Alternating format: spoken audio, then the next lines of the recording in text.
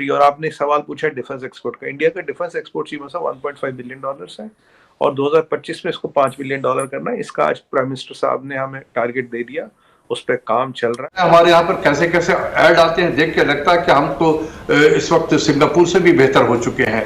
Add 2023 चल रहा है जिसमें ऑलमोस्ट 80 से ज्यादा कंट्रीज ने पार्टिसिपेट किया है। 800 के करीब ऐसी मल्टीनेशनल इंटरनेशनल कंपनीज हैं जिन्होंने पार्टिसिपेट किया है। दूसरी साइड पाकिस्तान में भी अमन एक्सरसाइज नेवी की तरफ से चल रही है जिसमें 108 कंट्रीज को इनवाइट किया गया, जिसमें से ऑलमोस्ट 8 से 10 ममालिक ने अपने जो जहाज हैं वो भेजे एक्सरसाइज के लिए। बाकी तमाम कंट्रीज नहीं आ पाई। इसी वाले से पाकिस्तान की पब्लिक से बात करेंगे। अगर इंटरनेशनल रिलेशन देखे जाए इंडिया के और इंटरनेशनल रिलेशन देखे जाए पाकिस्तान में पाकिस्तान के, तो क्या फर्क नजर आता है तेजी से? मतलब ये आपने देखा चाइना की थिंक टैंक का रिपोर्ट आया है जिसने चाइना को वार्न किया है कि इंडिया के खिलाफ कुछ भी करने से पहले देख लेना इंडिया के पास ब्रह्मोस कितने।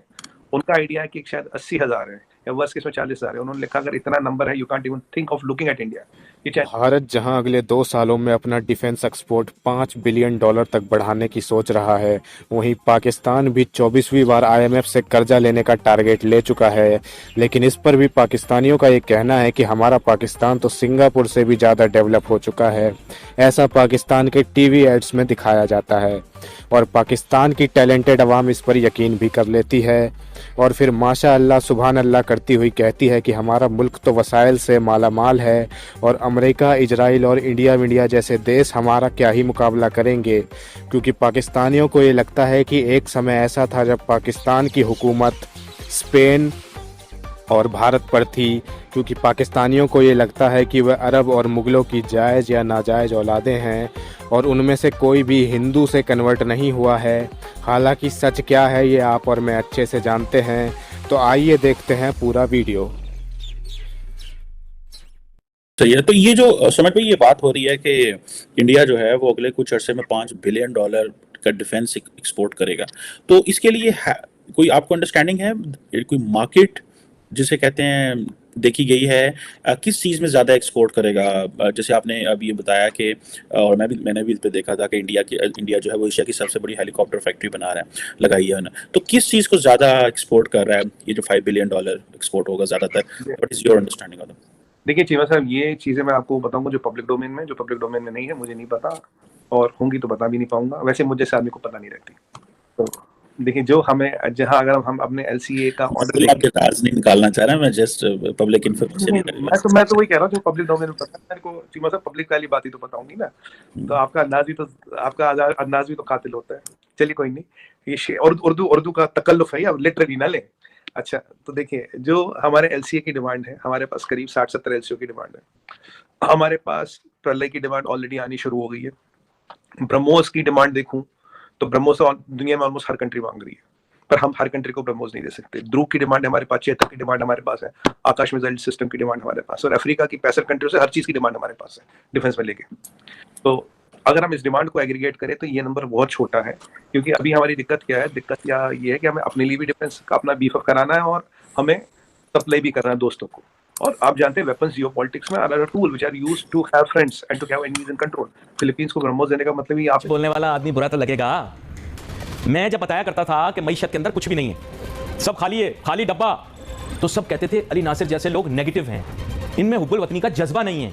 मुल्क तो वसाइल से माला माल है, दिन दुगनी रात चौगनी तरक्की कर रहा है, करंट अकाउंट डेफिसिट कम हो रहा है, हम तो जनाब रिकॉर्ड तरक्की कर रहे हैं, रोजाना एक्सपोर्ट के रिकॉर्ड टूट रहे हैं। और मैं बताता था कि मईशत का बेड़ा गर्क हो चुका है, मईशत तबाही के दहाने पे खड़ी हुई है, डॉलर बढ़ेगा, लोग मुझे बुरा भला कहते, बुरा भला कहते थे। बस समझ लें कि जिस तरह की गालियां और मुगल्लजात आजकल बके जाते हैं उस तरह के शायद नहीं मेरे खिलाफ बके जाते, लेकिन यह मैं आपको बता दूं कि हर आदमी मेरी पढ़ी लिखी बात का मजाक उड़ाता था। आज आई वुड लाइक टू से the joke is on you.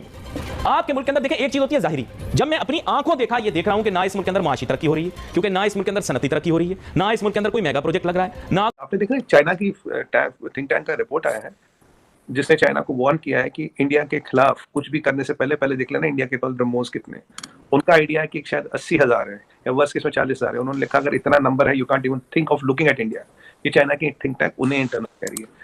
तो चीमा साहब और भी बहुत सी चीजें हैं जो मुझे नहीं पता। बहुत वैसे हमने 3 दर्जन से ज्यादा मिसाइल टेस्ट कर लिए, तो बाकी प्रलय भी डिप्लॉय कर लिया बॉर्डर एरियाज पे, तो काफी कुछ हो रहा है। तो और बाकी कुछ ऐसा भी होगा जो मुझे नहीं पता होगा, जो पब्लिक डोमेन में नहीं होगा। ये जो टारगेट है ये बहुत अचीवेबल टारगेट है, बहुत आसानी से होने वाला टारगेट है। और यही नहीं, मैं आपको बता रहा हूँ हमारा टारगेट इज बाई 2000 ये आपको आगे 23-25 तक का ही टारगेट है। बाई 30 to 40 मई में 40 तक we have to export $100 billion of weapons in a year.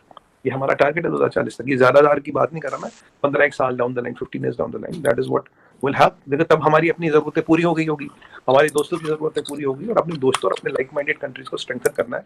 वैसे आजकल हवा में बहुत गुब्बारे घूम रहे हैं। क्यों नहीं कर रहा? जैसे अब एरो इंडिया की मैं आपको बात बता रहा हूँ, वहाँ पर ऑलमोस्ट 80 to 90 कंट्री ने पार्टिसिपेट किया है। बड़ी बड़ी मल्टीनेशनल कंपनीज 800 के करीब कंपनीज हैं जो वहाँ पे आई हैं, उस शो में आई हैं। क्या कहेंगे कि इतनी बड़े लेवल पर उन्होंने वो प्रोग्राम लॉन्च किया है, और इसके अलावा वहाँ पे उनको फायदा कितना होगा? उनकी जो टेक्निकल चीजें हैं वो सामने वो शो ऑफ करेंगे, ये क्या कहना चाहेंगे? बेसिकली ये सारा डिपेंड करता है हमारी मैशियत पे। अगर हमारी मैशियत बिल्कुल इतनी कमजोर है, आप इंडिया को देख लें, उनकी मैशियत हमसे लाख दर्जे अच्छी, इकॉनमी उनकी, हाँ, इस और उनका आप ये देख लें, हमारा मुल्क जो है वो अभी तक कर्जों में डूबा हुआ है, इसलिए हमारे मुल्क को कोई मुल्क अहमियत नहीं देता। लेकिन जब मुश्किल में कोई होता तो ज्यादा हेल्प करनी चाहिए ना दोस्त की। यही तो मैं कह रहे हैं, अगर हम खुद अभी कर्जे के मुताबिक हम लोगों को क्या कर्जा देंगे? क्या था कि हम लोग बाहर से हमने खूब हमारा जो आज तक रहा है, मतलब कुछ साल पहले तक, ऐसी बात नहीं कि भारत में कुछ नहीं बनता था, ऐसा बिल्कुल भी नहीं है, लेकिन बहुत कम बनता था और बड़ा आसान था। पैसा दे दिया, रूस से मंगवा लिया, राइट, पैसा दे दिया, फ्रांस से ले लिया, पैसा दे दिया उससे। अभी भी ये काम चल रहा है, बट ये काम कम हो रहा है। अचानक आप एक दिन में खत्म नहीं कर सकते। You can't and this in one day, नहीं आज से भारत आत्मनिर्भर हो जाएगा, ऐसा हो ही नहीं सकता। कोई भी देश नहीं कर सकता, अमेरिका नहीं कर सकता, कोई भी नहीं कर सकता, ठीक है ना। लेकिन ये कदम उठा लिया है भारत ने, और अब जो भारतीय सेना में, वायुसेना, नौसेना, इनफैक्ट थल सेना में जो अब सामान आ रहा है, काफी हद तक इंडिजिनस आ रहा है, यानी कि लोकली मैन्युफैक्चर्ड। आपने प्रचंड वो हेलीकॉप्टर गनशिप का नाम सुना होगा, वो आया, और विक्रांत एंड कितने और हमारे सिस्टम्स आए, धनुष वगैरह, और ये अग्नि वग्नि, ये सब। तो इसमें से कई सारे प्रोग्राम्स ना पहले से चलते आ रहे हैं, लेकिन उनको नया इम्पेटस मिला है, एक नया उसमें ऊर्जा आई है नई। आपसे ये सवाल कर रहा हूँ कि क्या फायदा होगा कि एरो इंडिया के नाम से जो एक्सरसाइज इंडिया वाले कर रहे हैं, इतने ज्यादा कंट्रीज ने पार्टिसिपेट किया है, कई कंट्रीज के मिनिस्टर आए हैं, कई कंट्रीज ने अपना प्रोग्राम वहाँ पर भेजा है, क्या कहना चाहेंगे कि उनके रिलेशन ऐसे बेहतर नहीं होंगे आपके साथ? भाई इंडिया की जो मार्केट है वो $1 मिलियन की मार्केट है, और हमारे पास क्या है, हम अभी कर्जों में हैं। IMF के साथ मिलियन हाँ $1 बिलियन की है, तो हमारे अभी कुछ हम IMF से मुआहदा तय करें, IMF हमें हाथ नहीं पकड़ा रहा। ऐसे ही तकरीबन 1998 में इंडिया ने IMF से जान छुड़वा ली थी। उसकी वजह क्या, IMF पॉलिसी बताता है, वो अप्लाई करें तो हम भी तरक्की कर सकते हैं, लेकिन हम क्या करते हैं उनसे, अभी वो कह रहे हैं $1.7 बिलियन ले लो हमसे, $1 अरब ले लो, शरायत माननी नहीं। इंडिया ने आपने बोला कि भाई 1998 में आपने बोला, लेकिन ऑलमोस्ट 1993 में उन्होंने वहाँ कट ऑफ हो गए थे IMF से, ठीक है, लेकिन प्रोग्राम अपना उन्होंने खत्म किया था। लेकिन क्या वजह है कि कैसे उन्होंने जान छुड़वा ली, कैसे वो अपने पाँव पे खड़े हो गए, कौन सी पॉलिसी ऐसी थी कि बिल्कुल साथ है इंडिया और वो बेहतरी की तरफ जा रहा है, हम नहीं जा पा रहे? लेकिन भाई बात यह है कि हमें सबसे पहले तो गरीब अवाम जो तबका, उसको शऊर देना पड़ेगा, अवेयरनेस देनी पड़ेगी। अब इंडिया में देखा छोटे छोटे प्रोजेक्ट हैं, हम भी छोटे छोटे प्रोजेक्ट लगा सकते हैं, लेकिन हमें पढ़ाया नहीं जाता स्कूलों में, हमें डराया जाता है, हम नौकरी के बताते हैं, बस 30,000 तनख्वाह आ जाए, 32,000 आ जाए, 5,000 बढ़ा देते हैं। सरमायादार तबके ने गरीब अवाम को कहीं जाने के काबिल नहीं छोड़ा, उसने जकड़ा हुआ है, कभी ओवर टाइम के चक्रों में जकड़ा हुआ है, कभी बोनस दे के जकड़ा हुआ है, वो अपने बेचारा सोचता ही नहीं अपना बिजनेस करने के। हालांकि इस्लाम में भी है कि बिजनेस जो कारोबार है, तिजारत है, उसमें बरकत है। सियासी कल्चर है, अवाम पिसते हैं क्योंकि तो कौन चेंज करेगा इसे? अवाम चेंज करेगा। क्या फिर हम मायूस हो जाएं या कोई उम्मीद रखें? नहीं, अवाम को एजुकेट करें, आप अवाम को एजुकेट करें जिस दिन। इसीलिए मैं कहता हूं कि थोड़ा और भी प्रॉब्लम में आए अवाम, और महंगाई के चक्की में जरा पिसे, ताकि इनको एहसास हो कि जो भी मुल्क IMF में जाता है उसको उस पर क्या गुजरती है। जब तक कि आप पे गुजरेगी नहीं, आपको उसका एहसास ही नहीं होगा। तो let the people of Pakistan suffer, गरीब सफर करे, ताकि जब वोट देने जाए तो लीडर से पूछे कि तुम क्या IMF में प्रोग्राम में दोबारा जाओगे। अगर वो कहता है हाँ जाए, आप उसको वोट ना दें। तो ऐसे हम टेक्नोलॉजी में, ऐसे हम दूसरी IT की फील्ड में पीछे नहीं रहते जाएंगे। मेड इन इंडिया कितनी तेजी से प्रमोट कर रहे हैं इंडिया वाले। अब ये जो एरो इंडिया का जो सा एक एक्सरसाइज है या शो है, इसके अंदर भी उन्होंने जो अपने होम मेड यानी मेड इन इंडिया तेजाज हैं या प्रचंड हैं, उन्हें उन्होंने एक तो अपना दिखाएंगे दुनिया को, और इसके अलावा फिर दुनिया को वो एक्सपोर्ट करेंगे। भाई देखें, अब आप IT की बात करें ना, IT का कोई शोबा ऐसा नहीं, व्हाट्सएप, फेसबुक, गूगल, जो मर्जी लगा लें, उसका जो हेड बैठा हुआ है ना, इंडिया का बैठा हुआ है, हाँ CEO जो है वो ऐसे। अब हम IT में किधर हैं? मेडिकल में बहुत पीछे हैं। वैसे तो हम लड़ने की बात करते हैं, कोई मसला नहीं है यार, मसला ये लड़ने की क्या है यार? अगर कोई लॉजिकल, लेट्स सपोज जैसे हमें बताया जाता है कि हम लड़ेंगे, हम घुस के मारेंगे, यही बताया जाता है, यही है ना। तो तब कोई अगर मेरे जैसा बंदा लॉजिकल बात कर ले कि कैसे घुस के मारेंगे, टेक्नोलॉजी का दौर है, हम घुसने लगेंगे, वो पहले ही हमें काउंटर कर देंगे, तो फिर आगे से गुस्सा आ जाता है। एक तो भाई ये जो शिद्दत पसंद मजहबी लोग हैं ना, एक ये इंतजार बड़ा फैलाते हैं। हालांकि 27 करोड़ उधर भी पाकिस्तानी, हमारी टोटल आबादी इतनी है, उनके इतने मुसलमान हैं, तो मारेंगे तो मुसलमानों को भी मारेंगे ना यार साथ। तो यार क्यों ना हम उनके साथ अच्छे ताल्लुकात करके अपनी मैशियत, उनके साथ एक्सपोर्ट बढ़ा के हम अपना कोई अच्छी मैशियत कर सकें, ताकि जॉब्स इधर भी मिल सकें, उधर भी जो लोग हैं उनको भी मिल सके, वो भी हमारे मुल्क आए, हम भी जा सकें। मैं इस चीज से 100% एग्री करता हूं कि भाई नफरतों को खत्म करें, आप रिलेशन बेहतर करें, कोई भी कंट्री है, ये नहीं कि कोई इंडिया हो या कोई भी कंट्री, कोई भी है। सुबह लग रहा है, कोई प्लानिंग नहीं है, प्लानिंग का फुकदान है। ये वो कौम है जिनको जरा सा किसी लड़की का डांस ये दिखा दो, मेरा दिल ये पुकारे आ जा, तो पूरा दिन ये नाचती रहती है, इनमें डांसिंग टैलेंट भी नहीं। मैंने सोशल मीडिया पे देखा कि वो इफ़त जो है वो नौशीन से बोल रही है कि तुम्हें अगर फिल्म में माहिरा को लेना है या माविश को लेना है तो तुम किसको लोगी।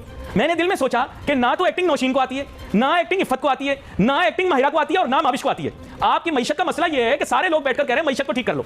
मईशत को ठीक करना किसी को भी नहीं आता। उसकी वजह यह है कि आप कुछ ज्यादा ही देर शाणे हो। आपके साथ है साइकोलॉजिकल प्रॉब्लम। हमारी कौम, पाकिस्तानी कौम के साथ साइकोलॉजिकल प्रॉब्लम है। ये बहुत ही फुलिश और लो आईक्यू वाली कौम बन चुकी है। इनमें बर्दाश्त का मादा है ही नहीं। ये डॉक्टर के पास जाते हैं, या बेजाज गया डॉक्टर के पास, डॉक्टर दवा बता रहा है, कह रहा नहीं ये वाली नहीं है, ये वाली दवा दें आप, ये इससे मुझे खुजली होती है, इससे मुझे खारिश होती है, इससे मुझे मतलब पेट खराब हो जाता है। आप समझ होंगे। अब डॉक्टर को ये बता रहे हैं कि दवा क्या होनी चाहिए। डॉक्टर बता रहा है आपको ये मसला होगा। हमारा पाकिस्तानी उस डॉक्टर के साथ लड़ा होता है, नहीं ये नहीं ये। यार जो मईशत को ठीक कर सकता है ना उस आदमी से पूछो मईशत ठीक कैसे होती है। पूरे पीटीआई के 3 साल किसमें जाया हुआ है। पीटीआई के अंकल्स और आंटीज पता है क्या कहते हैं? ये वो अंकल्स और आंटीज हैं जो 1984-86 में इम्मी इम्मी करते थे। ओ इम्मी इम्मी ओ इम्मी। ये वो वाले 3 साल इन्होंने जाया किया किस चीज में? सोल्यूशन तो बताइए, सोल्यूशन तो बताइए। सोल्यूशन हम क्यों बताएं? टीवी एंकर बताए सोल्यूशन, अंकल बताएं सोल्यूशन, सारी दुनिया सोल्यूशन बताए। असद उमर ना बताए सोल्यूशन, ना ना ना ना। अब्दुल हफीज शेख सोल्यूशन ना बताए, शौकत तरीन सोल्यूशन ना बताए, आवाम बताए। अरे देखो आप बताएं हम क्या करें? आप हम क्यों बताएं? बीवी आपसे गैर मुतमईन हो तो खामन जवाब दे कि उसकी परफॉर्मेंस ठीक नहीं है, या सारे मोहल्ले से पूछते फिरेगा खामन। क्या बातें आप कर रहे हैं यार? आप वजीर खजाना से पूछें कि मसला क्या है। आप पूछें मसला क्या है, व्हाट इज योर प्रॉब्लम। या आप शौकत तरीन से पूछें। शौकत तरीन बोला अच्छा हम ये ना करें तो क्या करें? अरे भाईजान आपको वजीर खजाना बनाया, आप बताएंगे क्या करना है। इससे पहले असद उमर था, चीखा निकाल दूंगा। ये फिल्मों का एक्टर है या ये वजीर खजाना है? बेड़ा गर्क कर दिया। पाकिस्तान की हालत देखकर अब पाकिस्तान का मीडिया भी कहता है कि हमारी आवाम को एजुकेशन की ज़रूरत है। हमने अपने बच्चों को मदरसे में पढ़ाकर सुसाइड बॉम्बर बना दिया है, जो कि हर समय काफिरों की तलाश में रहते हैं ताकि वह काफिरों के साथ बम बनकर फट जाएं और सीधा जन्नत का टिकट पक्का कर लें। क्योंकि पाकिस्तानी मदरसों की ये तालीम है कि काफिरों के साथ फट जाने पर जन्नत जाने का सबसे आसान तरीका है जो अल्लाह ने हमें फरम किया है। और इसलिए पाकिस्तानी सीना फुलाकर कहते हैं कि अमेरिका, इजराइल और इंडिया कितनी भी तरक्की कर ले, अंत में जन्नत में तो हम ही जाएंगे। पाकिस्तानियों की इस शानदार सोच और टैलेंट को देखकर एफएटीएफ भी पाकिस्तानियों को समय समय पर ग्रे लिस्ट का तोहफा देता रहता है। हालांकि पाकिस्तान ने हाल ही में हाफिज सईद को 30 साल की सज़ा सुनाई थी, जिस वजह से वह ग्रे लिस्ट से बाहर आ गया है। पर इन दिनों टीटीपी आए दिन पाकिस्तान पर बम बारूद बरसा कर रहा है और इसे देखकर लगता है कि पाकिस्तान इस बार सीधा एफएटीएफ की ब्लैक लिस्ट में ही जाएगा। अगर आप एटमी मुल्क चैनल पर नए हैं तो इसे सब्सक्राइब कर बेल आइकन प्रेस कर लें ताकि इस चैनल पर आने वाली वीडियोस का नोटिफिकेशन आपको मिलता रहे। जय हिंद, वंदे मातरम।